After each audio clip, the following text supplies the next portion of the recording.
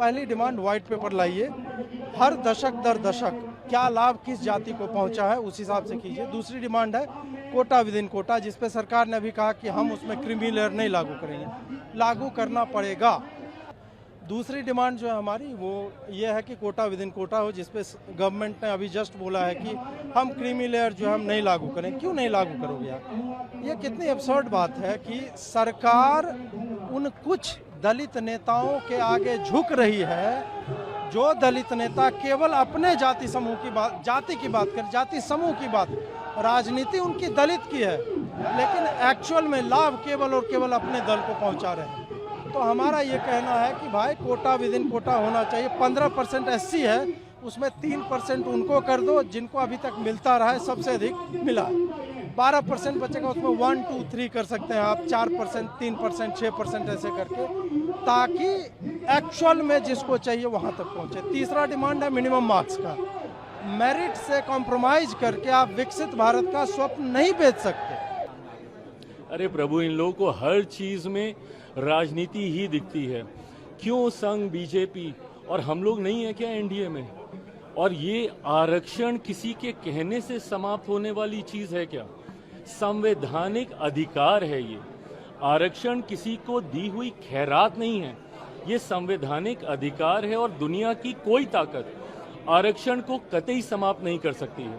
और जो लोग इसको समाप्त करने की सोच रखते हैं, कभी समीक्षा के माध्यम से, कभी सुधार के माध्यम से, उनको संभवतः ये पता ही नहीं है कि आरक्षण क्यों जरूरी है।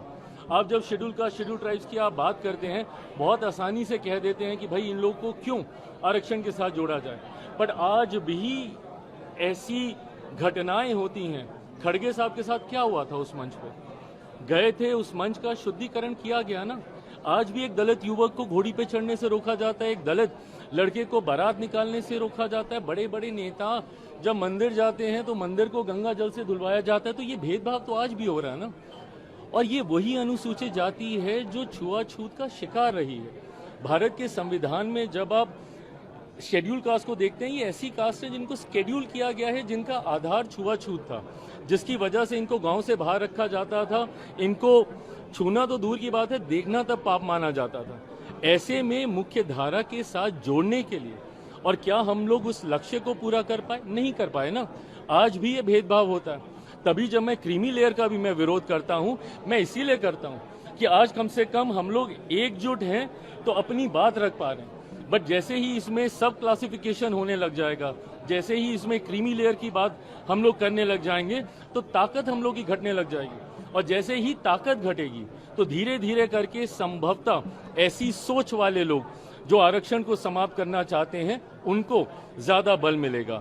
आज की तारीख में शेड्यूल कास्ट हो, शेड्यूल ट्राइब, अब शेड्यूल ट्राइब में यही सारी जातियां हैं जिनकी वेशभूषा अलग रही, जिनका रहन सहन, बोलचाल, ऐसे ट्राइब्स को शेड्यूल किया गया। पिछड़ा वर्ग से आने वाले लोग जिनको संभवतः मौके नहीं मिले, इसके माध्यम से उनको, और अब तो जो लोग आर्थिक तौर पे कह रहे हैं, ऊंची जाति से आने वाले गरीब लोगों को भी 10% का आरक्षण मोदी जी की इसी सरकार में हम लोगों ने पारित करने का काम किया।